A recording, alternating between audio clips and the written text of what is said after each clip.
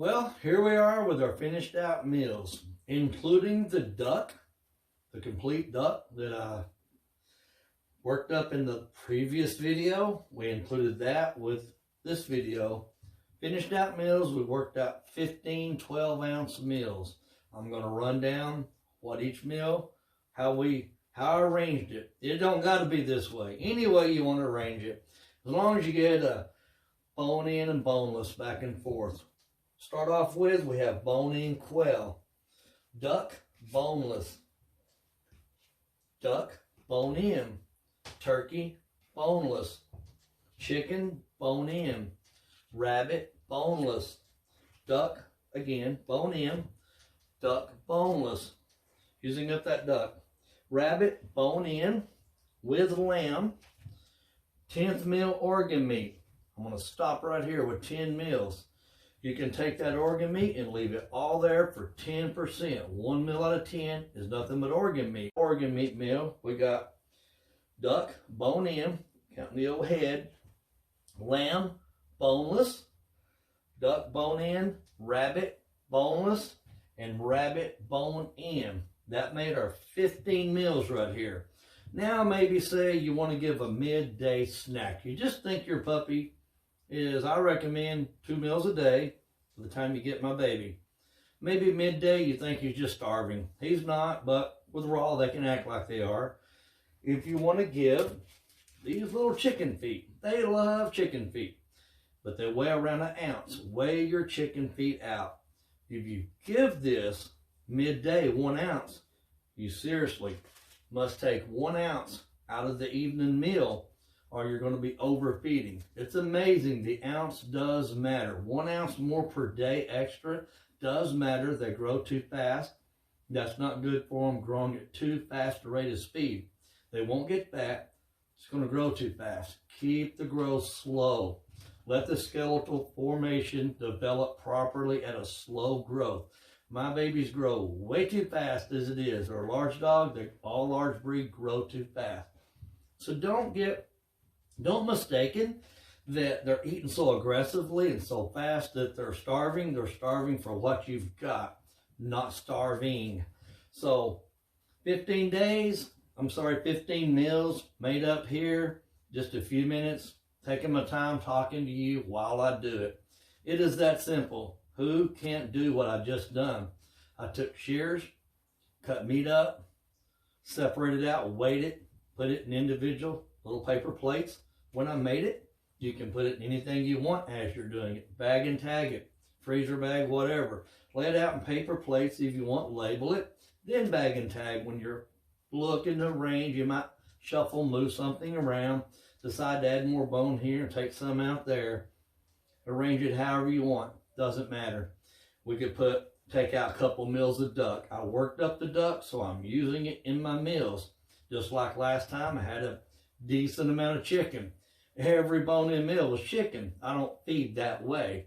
Maybe I should have never showed that in a video. Someone will think that's good to do it like that. Prefer you don't give 5 meals of chicken out of 10 meals. But we can take a couple duck meals out, add it in, chicken meal, turkey meal. We feed more turkey, that turkey drum meat, than any other meat. Do you have to? No, but I highly recommend getting that dark meat, muscle meat turkey. Cut it off the bone when the pup's small. The turkey drum you buy, your baby may be able to eat it first, second day there, 2 weeks later. Ours are quite large here, buying in bulk, oversized. But it's just that simple. Now there's a many people will tell you you need to take a little bit from each one of these meals and put it into one. You could make the same amount of meals by just putting all the parts together. Little organ meat in each one and work it out like that if you want. It'd kind of be the same meal every day if you started mixing all the meats up. Same meal, same flavor, same taste, all those meals. This way, they're eating quail, then they're eating duck. Duck again, but then turkey. Chicken, then rabbit. Duck again, and duck again. Then rabbit and lamb. Then the organ meat. It's just back and forth, all the different meats. We also had out here some goat ribs. I thought I was grabbing something different at the Asian market, but I grabbed goat ribs, but these rib bones are actually so small. One of my pups could eat that thing, those bones, the first day you get that puppy there. So they're not very large actually in the one I have. You may buy some goat ribs that are way too big for the puppy to crunch. It depends on how big the goat was when they processed the goat.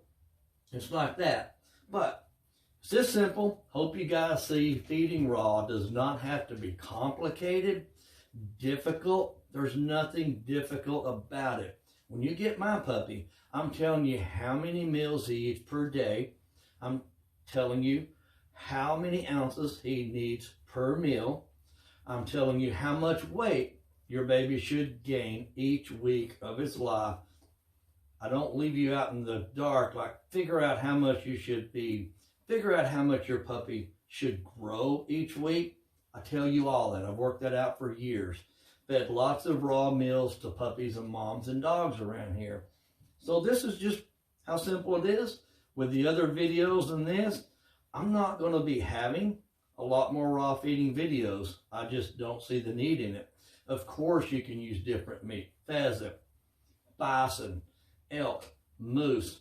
One man told me his dog, she loves lobster. He's up in Maine. Leave it to someone in Maine to give a lot of lobster to their pup. But he said she loves the lobster. Just any meat you can get your hands on. You can't stick with chicken, turkey, pork, and beef. You've got to mix in something that's a little more, it's costly, but you've got to mix in some different stuff. You can't just stick with those basic meats over and over and over.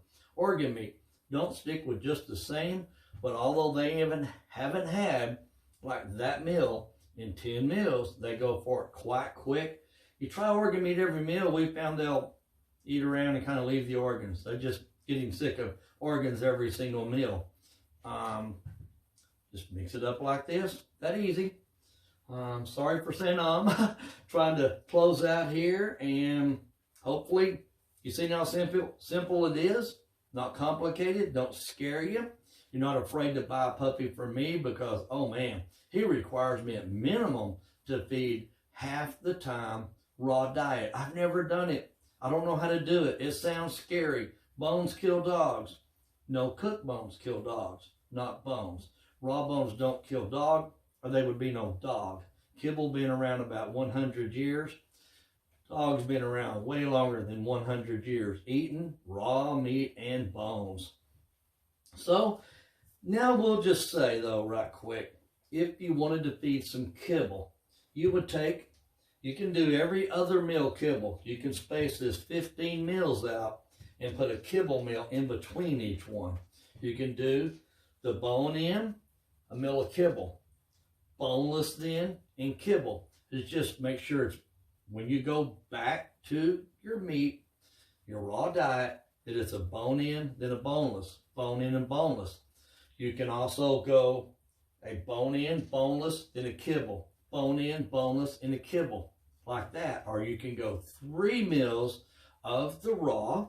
Just continue with bone in, boneless, and then another bone in here, then a kibble. Now you move your boneless to here, and you go with boneless. Bone in, boneless, kibble. And you just space it like that. If you want to feed 25% kibble, let every 4th meal be kibble. It's that simple. The kibble is it's easier on your wallet than the raw diet is. And then when you do feed, if you do feed the kibble, not pushing kibble, if you do, take that money you save, buy some quail, buy some goat, buy some lamb, buy some costly, pricey organ meat, something that you maybe wouldn't have bought otherwise. Otherwise, you're just trying to get out cheap and simple by feeding some kibble. If you do feed the kibble, take that money you saved, buy some high-end meats that your dog wasn't going to get otherwise. Otherwise, I wouldn't be feeding no kibble. But hopefully, you might go with all raw. But for us, we require at least half the food be raw. So at least do half the food intake raw. My baby's not going to be eating dry kibble, most of them, the first day, first week in the new home. It's going to take some good meat, get them going. They settle in a few weeks, then they will start eating the Diamond Extreme Athlete or the Origin. We have them used to the Diamond Extreme Athlete here. We feed some of that each day, every other day or each day, if they will eat it. Just in case one of you guys buy one of my pups, I want it to be used to eating that kibble. And I'll tell you, does he like that kibble or not? He may not like that kibble, but I will tell you if they're eating the kibble when they're here with us. When he adjusts with you, he'll eat the kibble for you as well, but not the first day that he gets there, most likely. Please don't be trying that. What do you do if a dog doesn't want the meal you give it and you're giving sirloin steak because he don't like steak maybe you don't like beef too much? That's where you go and you feed him a different meat. He didn't eat what I fed. I guess he's not hungry, don't want to eat. No, maybe he's just not eating what you offered him. Offer him a different meat, a different meat. First week, have several meats thought out. Don't just stick with your bagged and tagged meals. What if you come up on lamb meal? It's all you have thought out. Pup don't want no lamb. He might want turkey. Turkey, number one meat for these pups. Turkey, they love it the most. Always have some turkey thought out. But every meal can't be turkey. They're sick of turkey. So it's just simple, mix and match, all different meats. It's all easy. Combinations of your choosing. There ain't no set way to do the raw. Again, the beauty of it. Thank you a bunch. Hope you've seen how simple it is. Hope you learned something.